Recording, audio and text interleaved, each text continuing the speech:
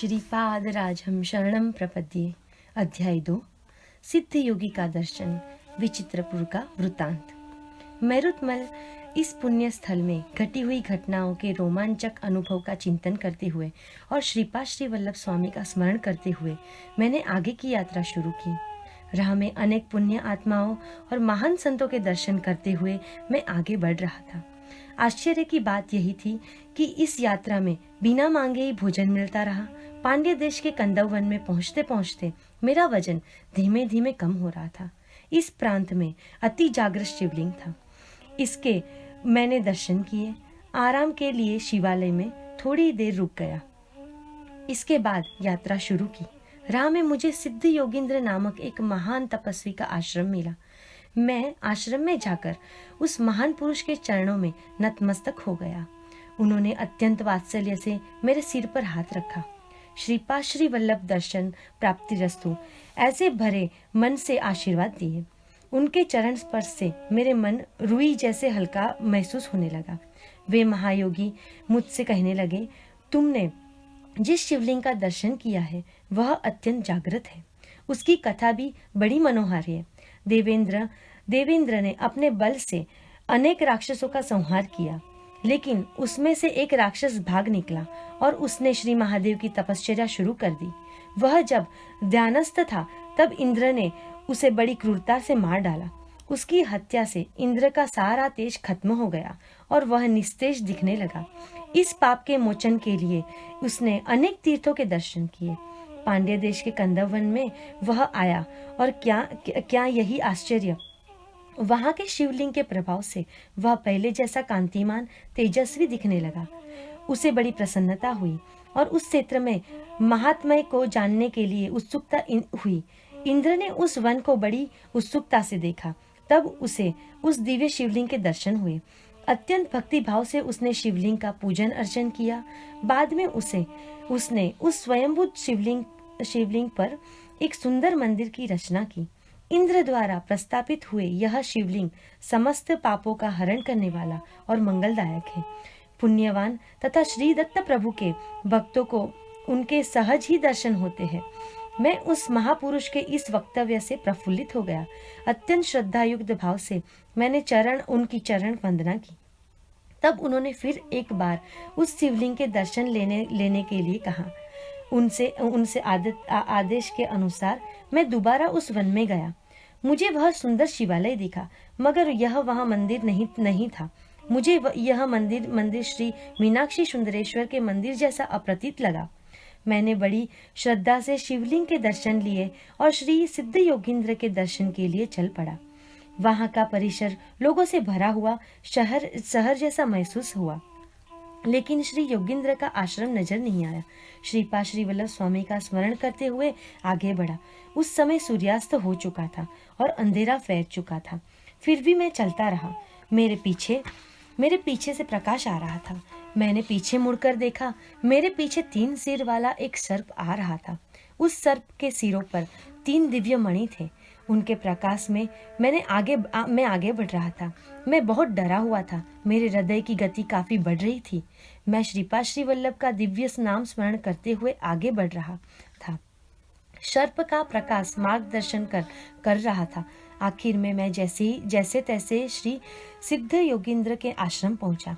तब वहां दिव्य सर्प और उसका प्रकाश तुरंत अदृश्य हो गया। श्री सिद्ध योगींद्र ने बड़े प्रेम से मेरा स्वागत किया और केले के पत्तों पर भुने हुए गर्म चनों का प्रसाद दिया। वे चने मैंने पेट भर खाए, मगर मेरे दिल की धड़कन कम नहीं हो रही थी। तब उस दयामूर्ति योगेश्वर ने मेरी धड़कती हुई छाती बड़े प्रेम से सहलाई। बाद में मेरे सिर को सहलाया। मेरे आंखों को भी स्नेहयुक्त स्पर्श किया। उस करुणामय स्पर्श मात्र से मेरे हृदय की धड़कन शांत हो गई और मन के दुष्ट संकल्प और बुरे विचार बाहर निकल रहे हैं ऐसा लगा। हृदय अनजाना आनंद से भर गया। श्री दत्त महिमा, श्रीपाद श्री वल्लभ स्वामी का अनुग्रह प्राप्त करने की योग्यता। सिद्ध योगी बोले, तुमने जिसका प्रथम दर्शन किया वह शिवलिंग और उससे पश्चात जिसका दर्शन किया उस सुंदरेश्वर मंदिर का शिवलिंग, यह दोनों अलग नहीं है। तुम्हें इस प्रकार का दर्शन प्राप्त हो, यही श्री दत्त प्रभु की आज्ञा थी, इसलिए तुम्हें अलग अलग दर्शन हुए।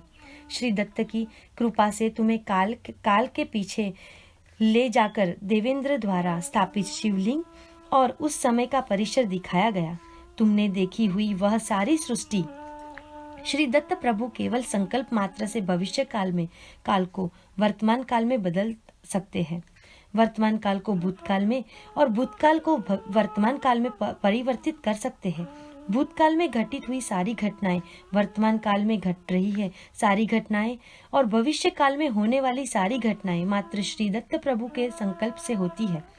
जिस संकल्प से सृष्टि की उत्पत्ति, स्थिति और लय हुआ करते हैं, उस महासंकल्प के प्रेरणा प्रत्यक्ष श्री दत्त प्रभु ही है। वे ही सगुण रूप से पीठापुरम इस क्षेत्र में श्रीपाद श्री वल्लभ इस नाम से अवतरित हुए हैं। वहाँ के लोग ने उनका सत्य स्वरूप नहीं समझा, लेकिन कौरापुर में मछुआरों ने उन पर नितांत श्रद्धा रखी और इसलिए अब अकल्पना योगी होकर भी स्वामी के कृपा प्रसाद से आनंद पूर्वक भवसागर से पार हो गए। श्रीपाद श्री वल्लभ की कृपा प्राप्त करने के लिए अपने अंदर का अहंकार पूर्णतः समाप्त करना चाहिए। जब हमारा हृदय काम, क्रोध, लोभ, मोह, मद, मत्सर इन षड्सु पुरुषों से मुक्त होकर शुद्ध होगा, तब स्वामी की कृपा होने में जरा भी विलंब नहीं लगेगा। देवेंद्र द्वारा स्थापित शिवलिंग को धनंजय नाम के एक व्यापारी ने देखा।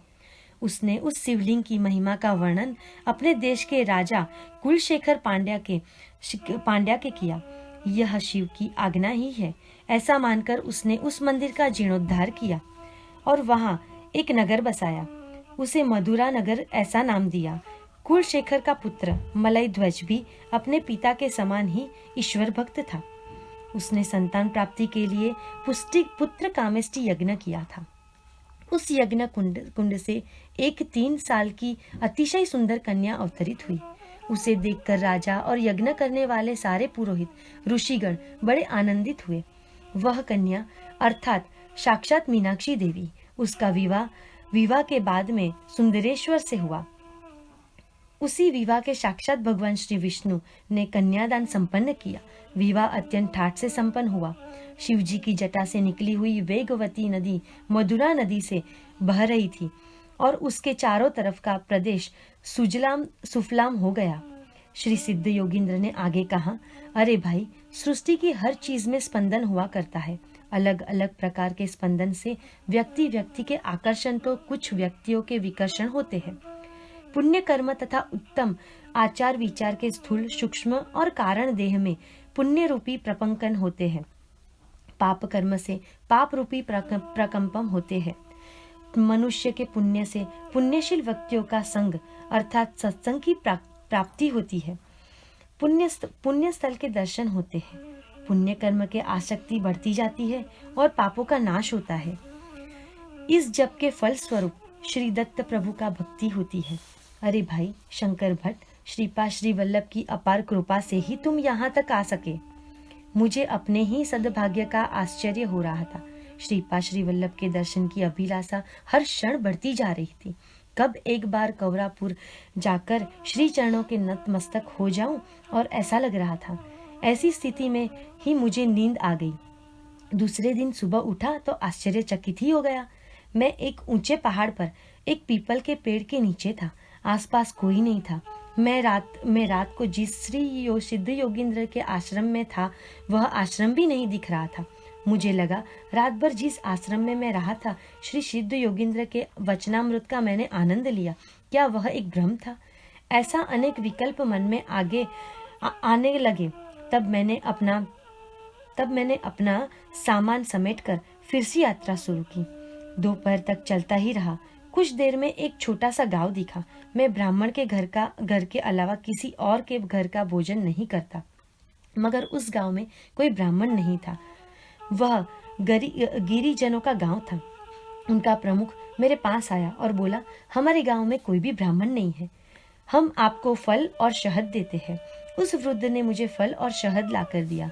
मैंने खाने ही वाला था, लेकिन एक कौवा उड़ते हुए आया और मेरे सिर पर बैठ गया। चोंच से डंक मारने लगा। मैंने उसे भगाने की काफी कोशिश की, लेकिन कोई लाभ नहीं हुआ। उसी समय बगल में पेड़ से एक साथ 4-5 कौवे आए और मेरे हाथ पर कांधे पर बैठकर जख्म करने लगे। मैं वहां से फल और शहद छोड़कर भागा। वह वृद्ध गृहस्थ बोला कि तुमने किसी सिद्ध पुरुष की निंदा की होगी, इसीलिए यह तकलीफ उठानी पड़ रही है। मुझे याद आया कि मैंने उस सिद्ध योगेंद्र के बारे में शंका की थी। उसी अपराध की शिक्षा थी। मेरे शरीर लोहीलुहान हो गया था और मैं भाग रहा था और कौवे पीछा कर रहे थे। मैंने श्रीपाद श्री वल्लभ से मन ही मन इस संकट से मुक्ति की प्रार्थना की। तब मुझे मेरे सामने एक औदुंबर का वृक्ष दिखाई दिया। मैं उस वृक्ष के नीचे विश्राम के लिए बैठा। तब मुझे अनुभव हुआ कि मेरे शरीर में से एक प्रकार की दुर्गंध आ रही है। उस बदबू की वजह से आसपास के बाबियों से सर्प बाहर आए और मुझे दंश करने लगे। उनसे ही विष से मेरे मरण सन्ना हो गया और मुंह से झाग निकल रहा था। हृदय की गति धीमी हो रही थी। मौत कब आएगी कहाँ नहीं जा सकता था। शाम हो गई थी। धोबी कपड़े धोकर सुखाकर गट्ठे गधों पर लाद कर ले जा रहे थे। उन्हें मेरी स्थिति देखकर दया आ गई। उन्होंने मुझे एक गधे पर बिठाया। मुझे अपने गांव के चर्म वैद्य के पास ले गए। उस वैद्य ने कुछ जड़ियों का रस निकालकर मुझे पीने के लिए दिया। सर्पदंश की जगह पर कुछ पत्ते बांधे। पीपल की कोमल पत्तियों का रस मिलाकर जख्मों पर लगाया। दोनों कानों में पीपल के पत्तों को डंक रखे गए थे। जहर जैसे पीपल के पत्तों में उतरने लगा। वैसे वैसे वेदना असह्य होने लगी। मैं चिल्लाने लगा। जब पूरा जहर उतर गया तब मुझे अच्छा लगने लगा। वह रात मैंने उसी वैद्य के वहां बिताई। वह वैद्य श्री दत्त प्रभु का भक्त था। रात के समय वह अपने परिवार के साथ मधुर स्वर में श्री दत्त प्रभु के भजन गा रहा था। मैं पलंग पर सोया था। उसने उस मधुर गायन से मेरे हृदय श्री दत्त प्रभु की कृपा से भर आया और उस वैद्य के इलाज से मैं पूरी तरह से स्वस्थ हुआ। उसके इस उपकार के परिमार्जन में मैं कैसे करूं, यह मेरी समझ में नहीं आ रहा था। भजन पूरा हो जाने पर वो वैद्य मेरे पास आया। उनकी आंखों में से करुणा का रस की मानो बरसात हो रही थी। उसने कहा, मेरा नाम वल्लभदास है। मैं चमारों का वैद्य हूँ। मैं नीच जाति का होकर भी जानता हूँ कि आप श्रीपाद श्री वल्लभ के दर्शन के लिए निकले हो। आपको कौओं से कष्ट हुआ और सर्पदंश क्यों हुआ वह जानता हूँ। आपका नाम शंकर भट्ट है, यह भी मैं जानता हूँ। उस वैद्य के इस अचूक वक्तव्य से मैं आवाकी हो गया। मुझे लगा कि शायद यह वैद्य ज्योतिष विद्या को जानकार है। यह विचार मन में आते ही श्री वल्लभदास बोले, मैं ज्योतिषी नहीं हूँ। श्री पिठापुरम पंडितों का मायका ही है। वेद ज्ञान सांग वेदार्थ सम्राट इस नाम से श्री विभूषित श्री मल्लादी बापाना अवधानु इन्होंने श्री उन पावन भूमि में निवास किया था। मगर वहाँ के अन्य वेद ज्ञान से संपन्न पंडित अहंकार के कारण श्रीपाद श्री वल्लभ के सच्चे स्वरूप को नहीं समझ सके। कोरा वेदांत निरर्थक तर्क वितर्क करने वाले पंडित श्रीपाद श्री वल्लभ की कृपा के पात्र नहीं हो सके। तुम्हें काटने वाले कौवे यह पूर्व जन्म के पीठिकापुरम के महाअहंकारी पंडित ही थे। वे श्रीपाद श्री वल्लभ के महात्म्य को नहीं समझ सके और अपने ज्ञान के अहंकार में उन्होंने जीवन व्यर्थ गवा दिया। वे मृत परायंत स्वर्ग लोग गए। वहां इंद्र ने धनपाठी वेद पंडित होने की वजह से उनको सत्कार किया, लेकिन जब उन्हें भूख लगी और भूख से तड़पने लगे तब उन्होंने खाने के लिए कुछ भी नहीं दिया। इंद्र ने कहा, पृथ्वी पर रहते हुए आप लोगों ने दान धर्म किया होता तो यह तुम्हें उस एक दान के बदले में यहाँ 1000 दान देते, लेकिन आप लोगों ने किसी को भी दान दिया नहीं है, इसलिए हम आपको कुछ भी नहीं दे सकते। आप स्वर्गलोक में स्वेच्छा से कितने भी काल तक रह सकते हैं, लेकिन अन्न जल बिना सारे स्वर्ग सुख दंड जैसे ही लगते थे। इंद्र आगे बोले, हे पंडित, पाद गया जैसे पवित्र क्षेत्र में रह के भी आप लोगों ने पितरों को पिंडदान और श्राद्ध निष्ठा और भक्ति से नहीं किया, बल्कि बार बार यह कहा कि हमने उनकी औषधि पर बहुत खर्च किया है। उन्होंने ऐसे कृतज्ञ उद्गार निकले। तुम लोगों ने इतने अंध हो गए, श्री श्रीपाद श्री वल्लभ के अवतार को भी तुमने नहीं माना। श्रीपाद श्री वल्लभ के भक्त का खून पीने पर फिर ही तुम्हें सद्गति मिलेगी। वल्लभदास पूरी कहानी कह रहे थे। उन्होंने कहा, हे शंकर भट्ट, वे कौवे और सांप पूर्व जन्म के अहंकारी पंडित थे। उन्होंने तुम्हारा खून पिया और उन्हें उत्तम गति मिली। वल्लभदास ने और भी कहा, ब्राह्मण को सत्यनिष्ठा होना चाहिए, क्षत्रिय को धर्मबद्ध होना चाहिए, वैश्य को व्यापारी, गायों का रक्षण और व्यवसाय खरीदी बिक्री आदि का ईमानदारी से करना चाहिए, शूद्रों को प्रेम रूप रहकर सेवा करनी चाहिए। भगवान की भक्ति के लिए वर्ण, जाति, कुल, अमीर, गरीब, स्त्री, पुरुष ऐसा भेदभाव नहीं होता। परमेश्वर तो केवल भक्तों के प्रेम भाव, श्रद्धा और दृढ़ विश्वास की ही देखते हैं। मानव जिस किसी के भी वर्ण में पैदा हुआ हो, उसे स्वधर्म अनुसार ही काम करना चाहिए। वल्लभदास आगे बोले, तुम जब छोटे थे विष्णु मूर्ति का ध्यान, श्लोक का पाठ आदि किया करते थे। उस समय तुम विनोद के लिए एक श्लोक का गलत अर्थ मित्रों से कहा करते थे। वह श्लोक यह था, शुक्लां भरधरं विष्णु शशिवर्णं चतुर्भुजं प्रसन्नं वरदं ध्याये सर्व विघ्नोपशांस्यते। इनका विनोद के लिए किया हो गया उपयोग श्री दत्त प्रभु को अच्छा नहीं लगा। इसी शिक्षा से स्वरूप धोबी तुम्हें गधे पर लाद कर लाए और फिर चमार के गांव में पहुंचाया। तुम्हारी इस दुर्गति का कारण श्रीपाद श्री वल्लभ थे। उन्हें तुम्हारा विनोद और अहंकार दूर करने की इच्छा थी। दयावान श्री गुरु श्रीपाद श्री वल्लभ ही हर क्षण हर दृष्टि रहती है, हर हमेशा ध्यान में रखना। श्री वल्लभदास के हितोपदेश से मैं कृत्य हो गया। मेरे अंदर का ब्राह्मणत्व का अहंकार चला गया। मैंने वल्लभदास का आदरातिथ्य स्वीकार किया। 2-3 दिन रहकर मैं चिदंबर जाने के लिए निकल पड़ा। चिदंबर पहुंचने के पहले विचित्रपुर नाम का एक गांव मिला। उस गांव का जैसा नाम था वैसा ही वहां का राजा विचित्र व्यवहार करने वाला था। उसे एक बेटा था, मगर वह गूंगा था। इसीलिए राजा हमेशा उदास रहा करता था। उसको लगता था कि वहां के ब्राह्मणों ने यज्ञ करने के से उसका बेटा गूंगा हुआ है। वह ब्राह्मणों का अपमान किया करता था, उन्हें गधों पर बिठाकर गांव में घुमाता था, ब्राह्मणों को दान में चौलाई की सब्जी दिया करता था। वह राज्य में ब्राह्मण अपना अहंकार भूलकर बहुत दयनीय हो गए थे। एक विद्वान ब्राह्मण को उस राजा ने मुख्य भाषा पर ग्रंथ लिखने की आज्ञा की थी। उसकी आज्ञा के अनुसार वे राजगुरु ब्राह्मण मुख्य भाषा पर संशोधन करने लगे थे। शंकर भट्ट और राजा महाराजों का संवाद। राजा के सैनिकों ने पूछा कि क्या आप ब्राह्मण हैं? मैंने गर्दन हिलाकर हाँ कहा।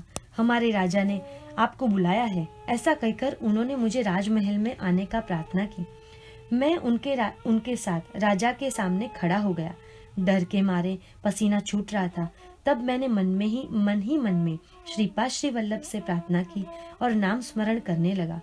राजा ने मुझे पहला सवाल पूछा, उतने के लिए इतना तो इतने के लिए कितना होगा? मैंने गंभीरता से उत्तर दिया कि इतने को इतना ही है।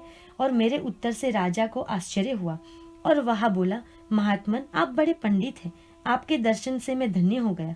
राजा ने अपने पूर्व जन्म की बातें बतानी शुरू की। वह उस जन्म के एक ब्राह्मण था। उसके घर के चवलाई की भाजी होती थी।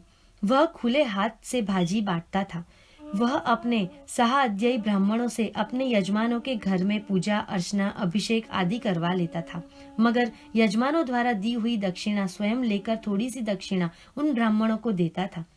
उसने घर की चलवाई की भाजी भी वह मुफ्त में ही लेता था। काल चक्र घूम गया। दूसरे जन्म में वह गरीब ब्राह्मण और राजा बनकर पैदा हुआ और उसे परेशान करने लगा और नोचने वाले ब्राह्मण दूसरे जन्म में उसी राज्य में ब्राह्मण बनकर पैदा हुए। पूर्व जन्म में मिली चवलाई की भाजी को दान के कई गुना भाजी वह राजा इस जन्म में दान देता था। उसने इस अपरिमित दान का क्या फल मिलेगा, इसका उत्तर ऐसे उसे चाहिए था। मैंने राजा के कहा, चवलाई की भाजी कितनी भी दान में दो, फिर भी उसकी 100 गुना भाजी ही मिलेगी। वर्तमान परिस्थिति में आपको रत्न, मणि, सोना आदि दान देने में हितकारक है।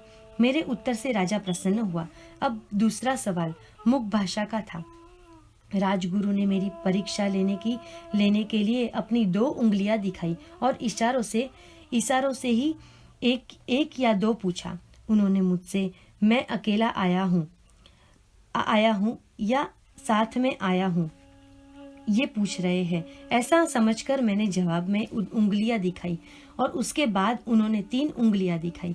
3 संख्या देखते ही मुझे दत्तात्रेय की त्रिमूर्ति याद आई। आप दत्त भक्त है क्या? मुझे ऐसा सवाल लगा। भक्ति यह गुप्त होनी चाहिए, ऐसा समझकर हाथ की मुट्ठी बंद कर मैंने उन्हें दिखाई। भक्ति यह विषय अंतर मन का है, ऐसा कहा। बाद में मिठाई का भंडार मुझे देने का हाथ से इशारा किया, लेकिन मैंने हाथ से ही इनकार कर दिया। मैंने अपनी गठरी से पौंहे निकालकर उन्हें दिए। मुझे मिठाई से पौंहे ज्यादा अच्छे लगते हैं। आप भी उसे चक्कर देख सकते हैं, ऐसा मेरा भाव था। मेरे जवाब से राजगुरु बहुत प्रसन्न हुए। राजा से कहा, महाराज यह बहुत बड़ा पंडित है। यह तो मुख भाषा का भी बड़ा पंडित है। 2 परीक्षाओं में मैं तो सफल हुआ, अब तीसरी परीक्षा मुझे परेशान कर रही थी। राजगुरु ने कहा, चमक का श्लोक पढ़कर उसका अर्थ बताए। मैंने श्रीपाद श्री वल्लभ का नाम स्मरण करके मैंने एक श्लोक पढ़ा और उसका अर्थ सभा को समझाने लगा। मेरा बताया हुआ अर्थ ऐसा था, एकाच मने यानी 1, त्रिस्त्रियश्च मने यानी 1 को 3 जोड़कर 4 होते हैं और उसका वर्गमूल 2 आता है। पंचच मने यानी 4 में 5 मिलाकर 9 हुए और उसका वर्गमूल 3 होता है। सप्तच मने यानी ऊपर आए हुए 9 में 7 मिलाए तो 16 होते हैं, उसका वर्गमूल 4 होता है। नवच्चमे यानी उपरोक्त 16 संख्या में 9 मिलाकर 25 हुए और उसका वर्गमूल 5 होता है। एकादशचमे यानी उपरोक्त 25 में 11 मिलाने से 36 हुए, जिसका वर्गमूल 6 होता है। त्रयोदशचमे यानी उपरोक्त 36 में 13 मिलाने से 49 हुए और उसका वर्गमूल है 7। पंचदशचमे यानी उपरोक्त 49 में 15 मिलाने से 64 हुए और उसका वर्गमूल 8 हुआ। दशचमे का अर्थ उपरोक्त 64 संख्या सहस्त्र में मिलाने से 81 हुई, इसका वर्गमूल 9 हुआ। नवदशचमे यानी उपरोक्त 81 संख्या में 19 मिलाने से 100 होते हैं और जिसका वर्गमूल 10 आता है। एकाविंशतमे यानी उपरोक्त 100 संख्या में 21 मिलाने पर 121 होता है, जिसका वर्गमूल 11 होता है। त्रयोविंशतमे यानी उपरोक्त 121 के 23 मिलाने से 144 होते हैं, जिसका वर्गमूल 12 होता है। पंचविंशतमे इसका अर्थ 144 में 25 मिलाने से 169 होते हैं और उसका वर्गमूल 13 होता है। समत्विंशतमे इसका अर्थ उपरोक्त 169 में 27 मिलाने से 196 होते हैं, जिसका वर्गमूल 14 होता है। नवविंशतमे यानी उपरोक्त 196 29 मिलाने से 225 होते हैं और जिसका वर्गमूल 15 होता है। एक त्रियश्चमे यानी 225 में 31 मिलाने से 256 होता है और जिसका वर्गमूल 16 होता है। त्रयस्विंशतमे यानी उपरोक्त 256 में 33 मिलाने पर 290 होते हैं और जिसका वर्गमूल 17 है। मेरे वक्तव्य का मुझे ही बड़ा आश्चर्य हुआ। मैं यह जो बोल रहा था यह सब सृष्टि का परमाणु रहस्य था। वह कनाद ऋषि को मालूम था। परमाणु के सूक्ष्म कणों में भेद की वजह से विविध धातु बनते हैं। मेरे प्रवचन दरबार के सभी लोगों को बहुत पसंद आया। राजा ने सभी प्रश्नों का सार्थक उत्तर देने से और श्रीपाद श्री वल्लभ की कृपा से मैं उस विचित्रपुर नगर से सही सलामत बाहर निकला। श्रीपाद श्री वल्लभ की जय जयकार हो। श्रीपाद राजम शरणम प्रपद्ये।